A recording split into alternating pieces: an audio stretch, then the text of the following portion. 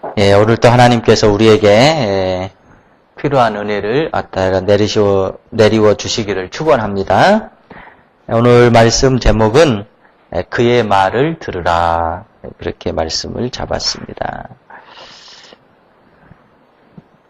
오늘 우리가 보는 이 예수님의 변화산 또는 활몬산이라고도 보통 합니다마는 변화된 이 모습을 우리가 보면서 이게 분명히 하나님의 기적이고 하나님의 이적임에는 틀림이 없습니다. 그러나 이것을 우리가 하나님의 기적이고 하나님의 이적으로 본다라고 한다면 우리는 하나님께서 우리에게 이 본문을 주신 그 의도를 파악하지 못하게 되는 것이죠. 그래서 오늘 이 본문이 어떤 의미인지 또 왜 마가는 여기에 이 본문을 이렇게 배치를 해서 우리에게 말씀을 하시는지를 서로 살피도록 그렇게 하겠습니다. 전에 8장 우리가 22절 그 벳세다의 소경 얘기를 할 때에 그 말씀을 잠깐 드렸는데요. 우리 그 기억을 더듬기 위해서 한번 보시도록 하겠습니다. 그러니까 마가는 예수님 하나님의 사역을 소개하는데 아주 이렇게 세밀하게 하나님 예수님이 어떤 분인가를 아주 이렇게 조직적으로 이렇게 알려주시기 위해서 마가의 나름대로 이렇게 하나님의 말씀을 구성을 하였는데요. 소경, 고침, 그 다음에 또 여기 제일 끝에도 소경, 고침. 이게 8장 22절부터 26절입니다. 그리고 이게 10장 46절에서 52절입니다. 그리고 이제 이 사이에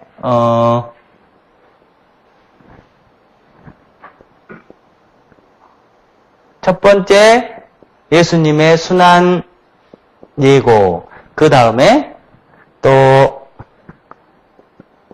두 번째 순환 예고, 그 다음에 세 번째 순환 예고. 자, 이렇게 지금 마가는 하나님의 말씀을 쭉 우리에게 설명을 해주고 계시는데 그 사이에 이제 변화된 예수 그리스도를 딱 배치를 하고 있으십니다.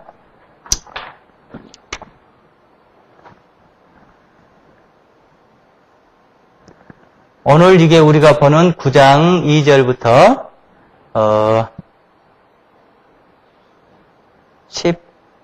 13절 그 다음에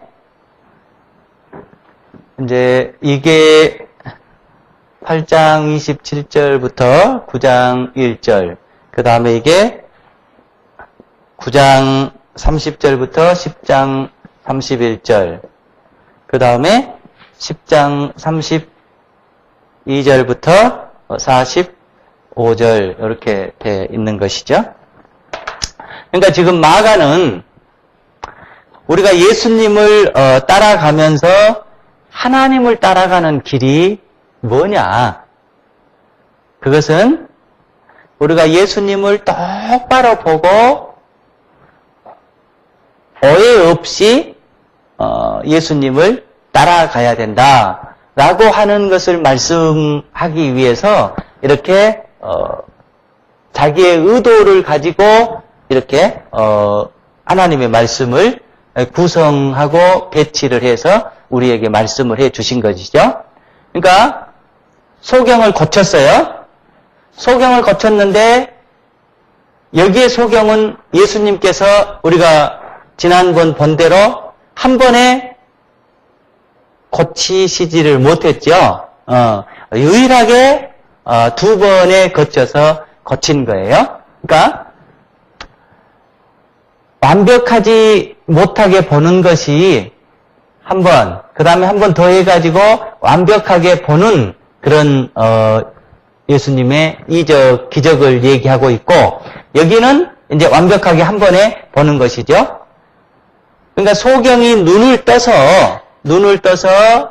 사물을 올바르게 보는 것처럼 우리의 영적인 눈이 올바로 뜨여져서 예수 그리스도를 보라고 하는 내용이 여기가 담겨져 있어요.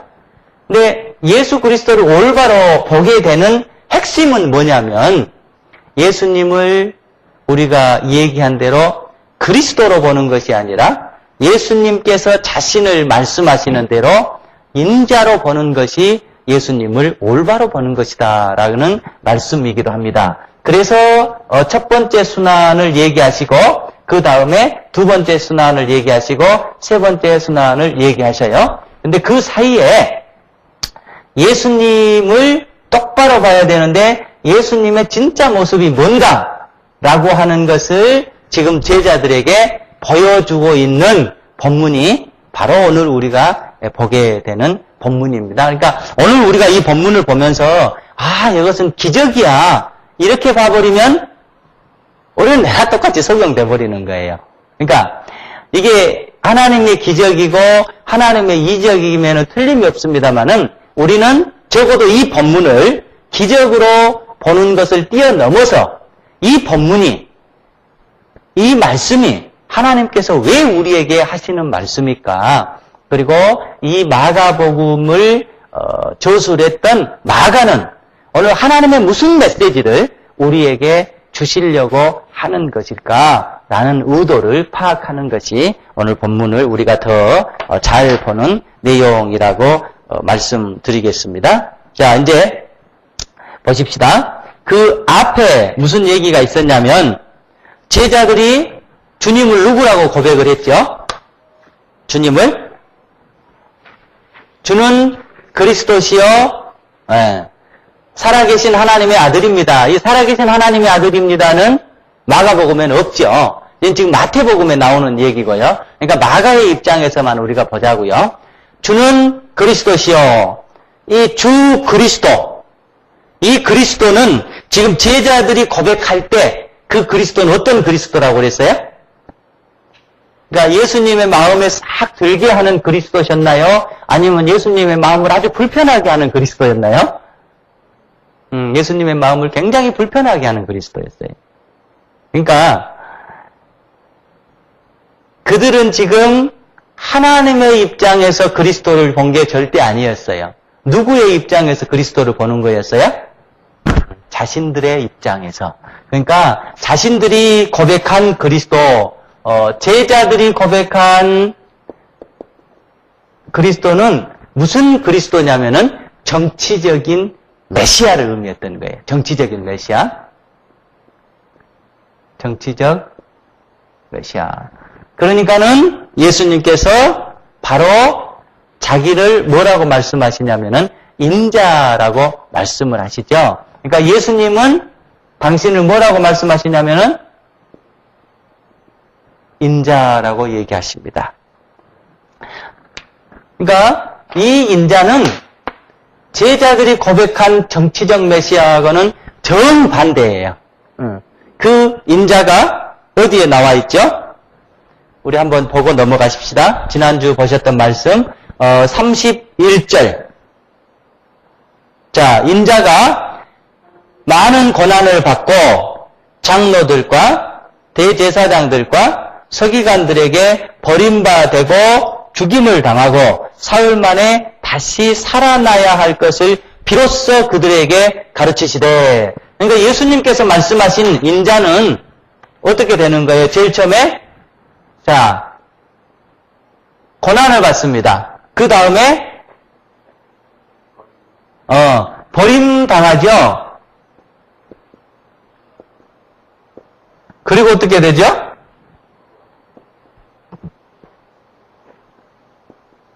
죽임당하죠?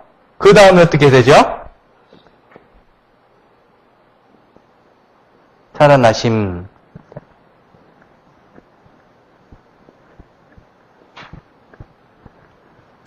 제자들은 지금 주님을 고백하면서 이 내용을 모를 뿐만이 아니라 굳이 이 내용에 맞춰서 얘기한다면 이것만 원했던 거예요. 이것만. 그런데 예수님은 아니다.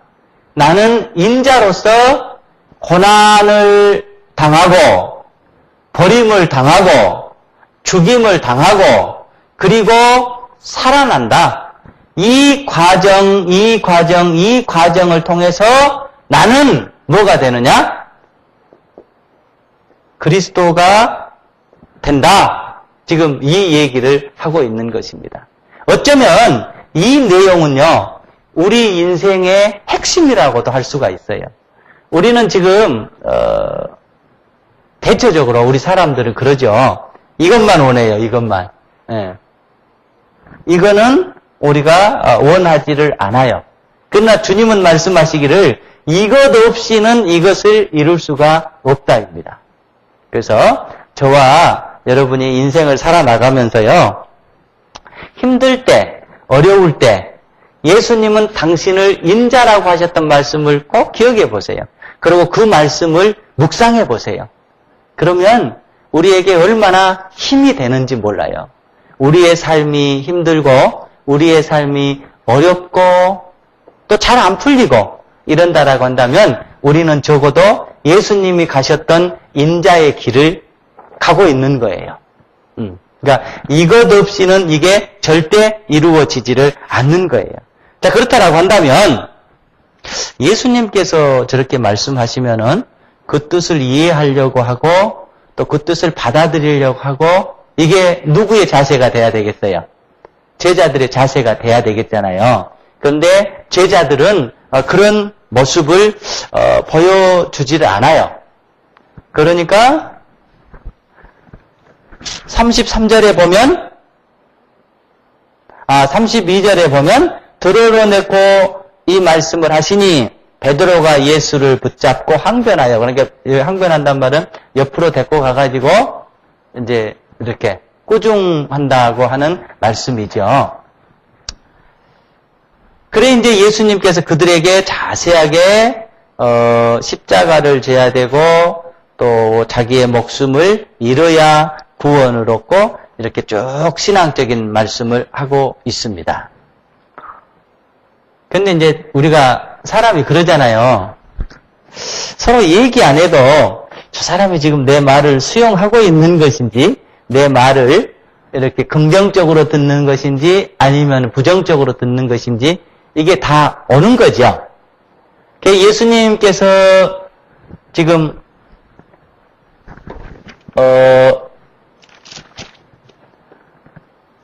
9장 1절까지를 말씀하시고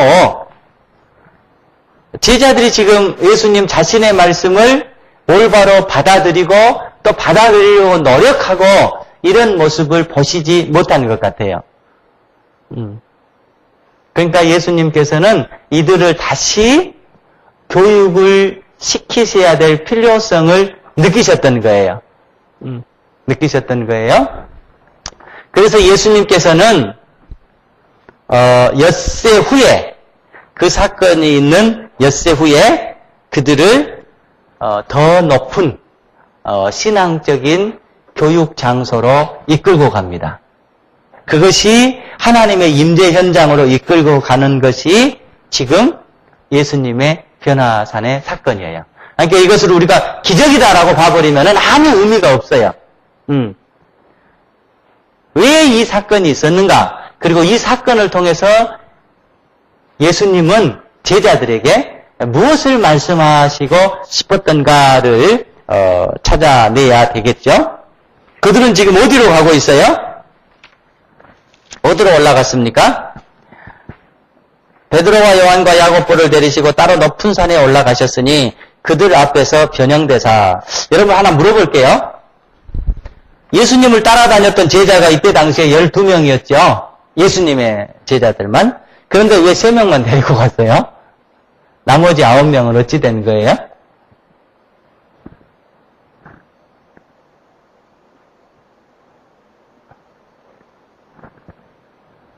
우리 진 집사님. 근데 내가 시켜야 되겠어요. 왜 3명만 데리고 갔어요? 우리 지금 몇 명이죠? 여기서 제가, 우리 진 집사님, 서 집사님, 그 다음에 우리 전 집사님만 가십시다. 나머지는 여기가 계셔요. 그러면, 나머지는 뭐예요? 나머지는, 썩 기분 좋은 일 아니죠? 편가르게 하는 것도 아니고. 예수님께서 왜 이러셨을까? 이제 예수님의 답을 우리가 안 들어서 모르겠지만 아마 예수님의 생각은 지금 어떻게 보면 영적으로 좀 더 수준이 높은 그런 얘기를 지금 예수님께서 하셔야 되니까 나머지 9명은 아직은 좀 아니었던 것 같아요. 그래서 3명만이라도 좀 예수님께서 확실하게 좀 교육을 시키자. 어떤 분들은 그렇게 얘기를 해요. 그때 당시에 그룹이 있었다 이거예요. 4명씩. 12제자에 4명씩 그룹이 있어가지고 그 그룹의 리더들만 데리고 갔다. 그렇게 얘기를 하기도 해요. 근데 어찌됐든 예수님께서는 지금 이 3제자를 데리고 예수님의 임재 현장으로 가셨어요. 그리고 이제 가셔가지고 그 이제 임재의 모습들을 보여주고 계시죠.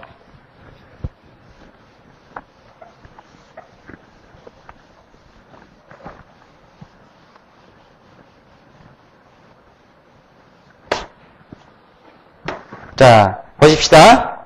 하나님께서 임재하신 현장으로 그들을 예수님께서 인도하죠. 하나님의 임재 현장. 자, 네, 여러분들이 한번 성경책을 보시면서 같이 가보십시다. 하나님의 임재 현장에서 일어났던 그런 이 기이한 현상들을 한번 찾아보십시다. 3절에서 우리가 하나 찾을 수 있죠? 그러니까 예수님의 옷이 광채가 났죠. 자, 그리고 그 옷이 너무 휘어져서 이렇게 어떤 사람도 빨리 할 수 없을 정도로 휘어졌다. 그렇게 얘기가 나오죠. 자, 그 다음에 4절로 넘어가서요. 그렇죠. 자, 두 번째는 엘리야, 모세, 출현 그럴까요? 출현. 그 다음에 또 쭉 내려갔다가 7절에 보면은 구름 속에서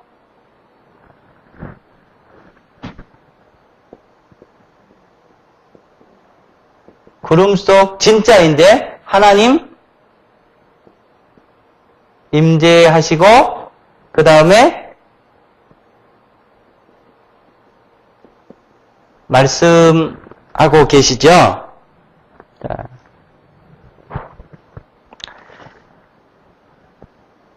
창세기부터 우리가 요한계시록까지 볼 때에 하나님께서 이렇게 인간 역사 가운데 임재하신 장면들이 가끔 나오게 됩니다. 이를테면 창세기에는 아브라함의 삶 가운데 몇 번 이렇게 임재하시고 또 야곱 삶 가운데 이렇게 또 몇 번 임재하시고 그 다음에 이제 이렇게 출애굽기에 보면은 이렇게 또 몇 번 임재하시고 이렇게 임재하시는데 임재하시는 그 모습 가운데 공통점이 있어요. 그 공통점은 뭐냐면은 언제나 빛 가운데 임재하세요. 빛 가운데. 그러니까 광채 가운데 임재하세요. 빛 가운데 임재하시고 그 다음에 또 하나 임재하시는 모습이 이렇게 구름 가운데 또 임재하세요. 구름 가운데 임재하십니다. 그리고 거기에서 구름 속에서 하나님께서 말씀하시는 모습이 또 보여지죠. 구름 가운데 말씀하십니다. 그러니까 지금 어쩌면 이 모습은 전형적인 하나님께서 임재하심의 모습을 지금 이렇게 보여주고 있는 것이죠. 자, 그러니까 지금 예수님의 옷이 광채가 난 거예요. 그러니까 이거는 지금 빛의 역사로 우리가 이해할 수 있고요. 그 다음에 구름 속에서 하나님이 임재하시고 말씀하세요. 이것도 아주 전형적인 모습이에요. 그러니까 지금 제자들은 신앙교육을 받아왔던 사람들이에요. 그래서 하나님의 임재가 있다라고 한다면 어떤 모습인가라고 하는 것을 알아요. 이스라엘 백성들은 어려서부터 신앙의 교육을 받기 때문에 이것 말씀, 이것 말씀, 이것 말씀 이러면 이것은 하나님께서 역사하신 거다라고 하는 것을 이해를 하는 거예요. 그러니까 이들이 지금 충분히 하나님의 역사라고 하는 것을 이해를 하게 만드는 겁니다. 자, 그런데 이제 우리가 하나 좀 기이한 현상이 하나 일어나고 있는데 그게 뭐냐면은 엘리야와 모세가 이렇게 나왔어요. 그래가지고 누구와 얘기하고 있어요? 예수님과 얘기하고 있어요. 이거는 아주 기이한 현상이에요. 그래서 보통 신학을 연구하는 학자들은 뭐라고 얘기하냐면 예수님의 또 하나의 모습을 제자들에게 보여주고 있다라고 하는 거예요. 그러니까 이 두 부분은 지금 무엇이냐면은 하나님께서 임재하신다라고 하는 모습을 보여주기 위해서 보여주신 것이고 그 다음에 이것은 예수님이 어떤 분이다라고 하는 것을 보여주기 위해서 엘리야와 모세를 출연시켰다고 하는 겁니다. 그러니까 우리가 그렇죠. 보통 사업하신 분들이 그런다고 그러나요? 이렇게 내가 좀 훌륭한 사람이다. 이렇게 하려면 어떻게 해야 돼요? 내가 좀 훌륭한 사람들하고 놀아야죠. 그렇죠? 내가 이제 그 사업 파트너하고 이렇게 얘기를 나누고 차 한잔을 하고 있어요. 그런데 어디 저기 높은데 아무개한테 전화가 왔어. 난 누군데? 그러면 요 전화를 받는 사람이 형님, 야! 이런 식으로 하면 했다고 쳐봐요.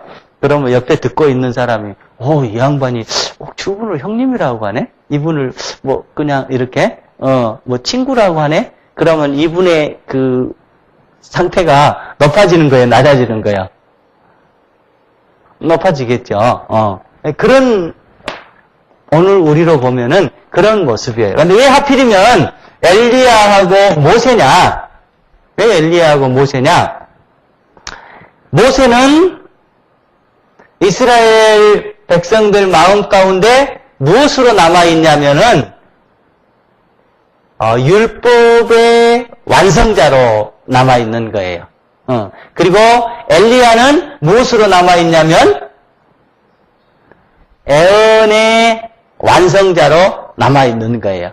그러니까 구약을 총 털어서 가장 상징적인 최고봉에 있는 분을 꼽으라라고 한다면은 모세를 꼽을 수 있고 율법적인 면에서는 모세를 꼽을 수 있고 애언적인 면에서는 엘리야를 꼽을 수 있어요. 그 사람들을 최고의 높은 봉우리에 놓고 있단 말이에요. 이스라엘 백성들은. 그런데 그분들이 나와서 누구와 얘기를 하냐면은 예수님과 얘기를 나누는 거예요. 그 모습을 제자들이 본 거예요. 그러면 제자들의 마음속에 예수님은 과연 누구냐? 그죠? 적어도 율법의 완성자고 애언의 성취자라고 하는 것을 제자들에게 보여주기 위해서 엘리야와 모세가 등장했다고 하는 말씀입니다. 자, 이제 그렇게 해서 하나님께서 이제 말씀을 하시죠. 뭐라고 말씀을 하세요? 우리 7절을 한번 보시죠. 마침 구름이 와서 그들을 덮으며 구름 속에서 소리가 나되 이는 내 사랑하는 아들이니 너희는 그의 말을 들으라. 하나님께서 지금 갈등하고 있는 제자들 속에 임재하셔서 예수님의 모습을 보여주는 거예요. 엘리야보다 위에 계신 분, 모세보다 더 위에 계신 분이라고 하는 것을 보여준 다음에 하나님께서 손수 말씀을 하시기를 이는 내 사랑하는 아들이니 너희는 그의 말을 들으라. 그렇게 말씀하세요. 그러니까 지금 사실은 하나님께서 하실 일 다 하신 거예요. 제자들에게 보여줄 수 있는 모든 것을 다 보여줬어요. 이것보다 하나님은 더 보여주신 역사가 없어요. 성경 가운데 보면은. 그러니까 인간이 하나님을 통해서 경험할 수 있는 최고의 그 모든 것을 다 지금 보여줬어요. 그러면은 제자들은 어떻게 돼야 돼요? 변해야 되잖아요. 예수님께서 의도하시는 대로 변해야 되는 것인데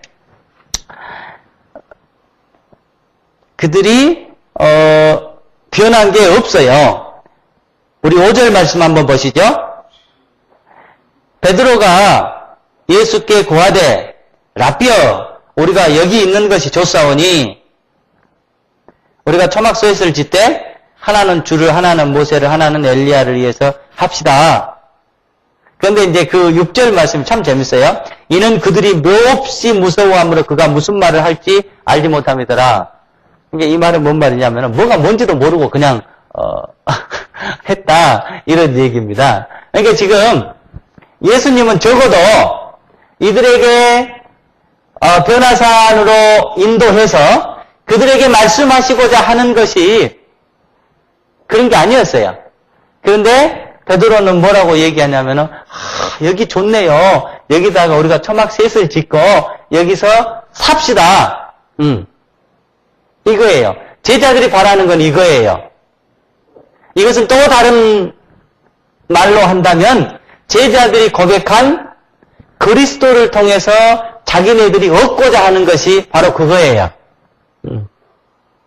근데 오늘날을 보면 지금 우리 특별히 한국적인 상황에서 우리 우리 기독교인들이 어쩌면은 다 지금 이것을 추구하고 있어요. 하나님의 은혜 받아서 그곳에서 우리가 초막셋을 짓고 주님과 함께 삽시다. 여기에 이렇게 다 그거를 꿈으로 보고 그것을 이상으로 보고 그것을 은혜로 보고 그것을 축복으로 보고 그것이 기독교의 존재 목적인 양 이렇게 살아가는 모습들이 많이 있어요. 그러나 그 다음 말 봐요.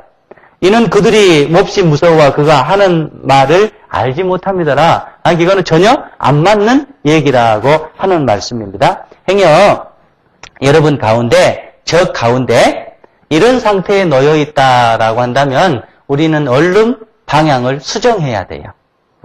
하나님께서는 우리에게 그걸 원하시지 않는 거고 그것을 주지도 않는 것입니다. 자, 그래서 이제 제자들의 반응이 그렇게 되지요.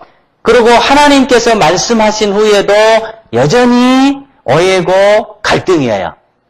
자기들의 생각을 바꾸질 않아요. 자, 그러면서 이제 예수님께서 내려가자고 말씀을 하시죠. 그리고 이제 10절, 11절 한번 보십시다. 한번 읽어보시죠, 같이. 그들이 이 말씀을 마음에 두며 서로 문의하되 죽은 자 가운데서 살아나는 것이 무엇일까? 그러니까 인자의 역할이라고 하는 것이 무엇일까? 예수님께서 말씀하신 인자의 의미라고 하는 것이 무엇일까? 라고 서로 얘기를 해요. 그러면서 11절에 이에 예수께 묻자와 이르되 어찌하여 서기관들이 엘리야가 먼저 와야 하리라 하나이까? 그러니까 이 지금 질문의 의미가 우리는 뭔지 모르죠. 이 질문의 의미가 이거예요. 어찌하여 엘리야가 먼저 와야 된다고 말씀을 하십니까? 이것도 지금 자기네 생각을 그대로 표현하고 있는 거예요. 이 말씀이 어디에 근거를 두고 있냐면 우리 한국 보고 넘어가시죠. 앞으로 넘어가셔서 말라기를 한번 보세요. 말라기. 말라기는 어디에 있어요? 마태복음 앞에 있죠. 구약 끝. 말라기 4장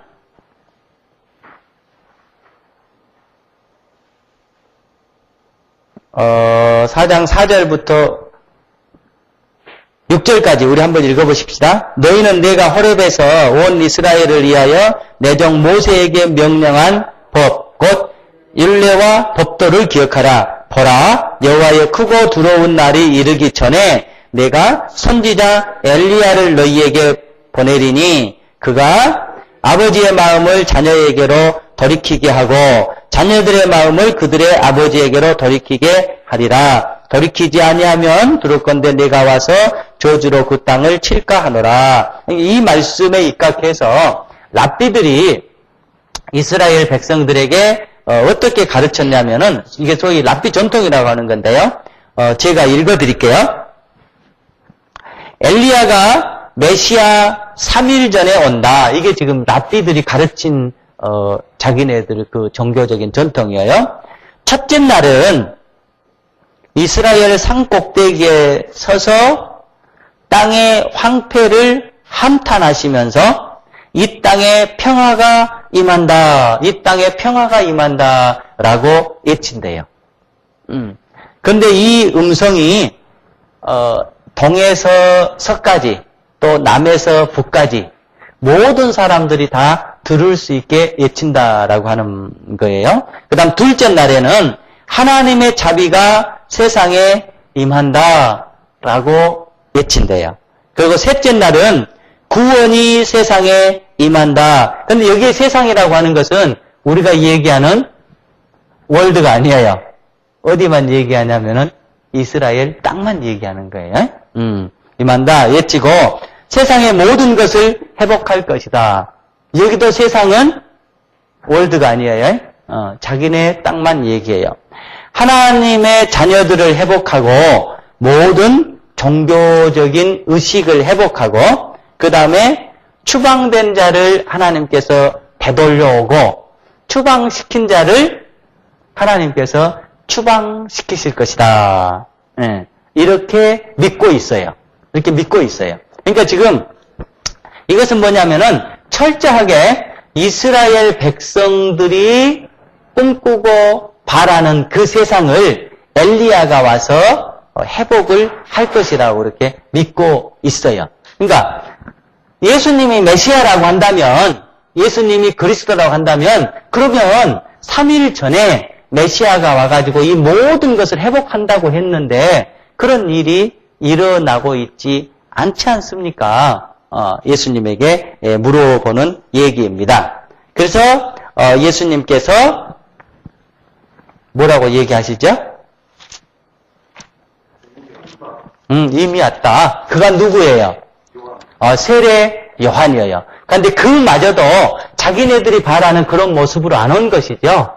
주님의 길을 예비하는 차원에서만 오게 된 것이죠. 그러니까 예수님은 지금 하나님께서도 제자들을 데리고 그리스도가 아니라 인자 되신 모습을 가르쳐 주려고 노력을 했고 예수님께서도 제자들의 그 그리스도의 고백은 인자의 모습으로 이루어진다라고 하는 것을 지금 계속 교육을 시키고 있는 것입니다. 그런데 자, 예수님께서 말씀하셔도 이게 고쳐지질 않아요.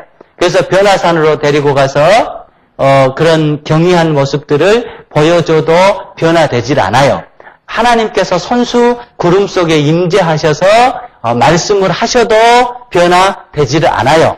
계속 예수님께 자기네만 질문을 하고 있는 거예요. 자기네 생각만 계속해서 질문을 하고 있는 것이죠. 답답한 제자들이죠. 그 모습을 너무 두려워가지고 무슨 말을 할지 몰라서 저러는 거다라고 얘기를 하는 것입니다. 자, 그래서 이제 우리는 이 모습을 보면서 그렇게 얘기할 수 있어요. 참 무지하다. 참 어리석다. 참 둔하다. 이렇게 얘기할 수 있어요. 그런데 왜 이들이 이러냐? 왜 그렇게 예수님께서 말씀하시고 변화산에 올라가서 또 보여주시고 하나님께서 직접 말씀하시고 그럼에도 불구하고 왜 이게 안 바뀌는 거냐? 그것은 이들이 지금 완전히 다른 교육을 받아왔기 때문에 그런 거다고 얘기를 합니다. 그래서 이 교육이라고 하는 것이 굉장히 무섭습니다. 굉장히 교육이라고 하는 것이 무서워요. 그러니까 우리는 그러잖아요. 예수님께서 기적을 보여주고 하나님께서 기적을 보여주시면 확 바뀌는 걸로 알고 있죠. 예, 확 바뀌는 걸로 알고 있죠. 제가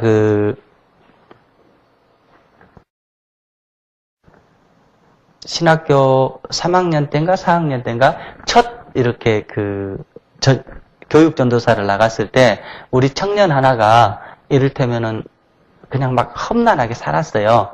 그런데 어느 날 하나님의 은혜를 받았어요. 그래가지고 뭐 한 몇 개월 기도원에 가서 금식 기도하고 뭐 하나님의 은혜 체험했다고 하고 그러면서 뭐 신학교를 갈까 뭘 할까 그렇게 정말로 막 그냥 뜨겁게 변한 듯 했어요.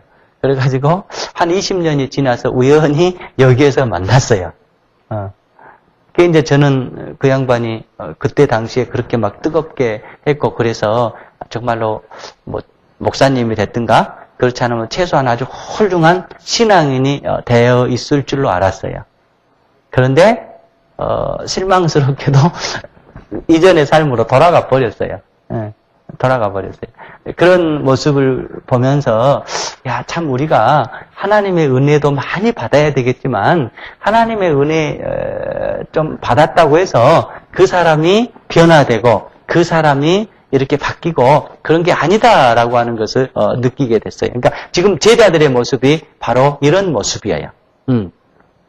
그래서 이들이 이렇게 되는 것은 올바른 신앙 교육을 안 받아서 이렇게 돼버린 거예요.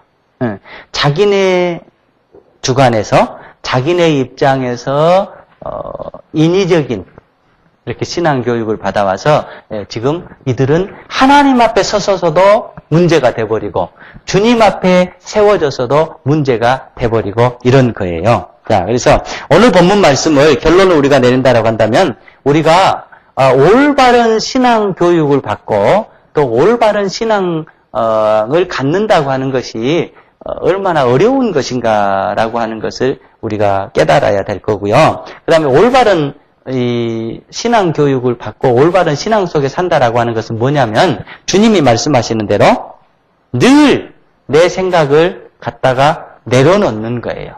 지금 제자들은 오늘 본문 모습을 보면서 우리가 보게 됩니다마는 예수님이 말씀에서도 안 내려놔요. 엘리야가 모세가 나타나서 그 모습을 봐도 안 내려놔요. 하나님께서 구름으로 임재하셔서 말씀하시고 이는 내 사랑하는 아들이다. 너희는 그의 말을 들어라. 그렇게 말씀을 해도 이게 잘 안 되어 가는 모습을 보게 되는 것입니다. 그러니까 우리가 끊임없이 신앙생활 하면서 나를 내려놓고 누구를 채우는 거예요? 예수님을 채우는 거예요. 하나님의 생각을 채우는 거예요. 그것이 뭐냐면 그리스도를 따르는 길이에요. 그리고 그것이 결국은 뭐냐면 인생을 값지게 살아가는 길이고 그것이 인생을 승리하게 만드는 길입니다. 자, 이제 우리가 한 말씀만 더 보시죠.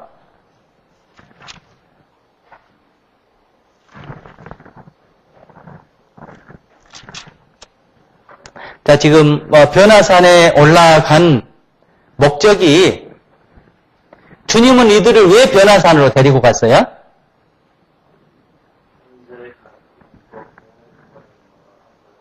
그렇죠. 올바른 제자들을 만들기 위해서 예수님은 데리고 올라갔죠.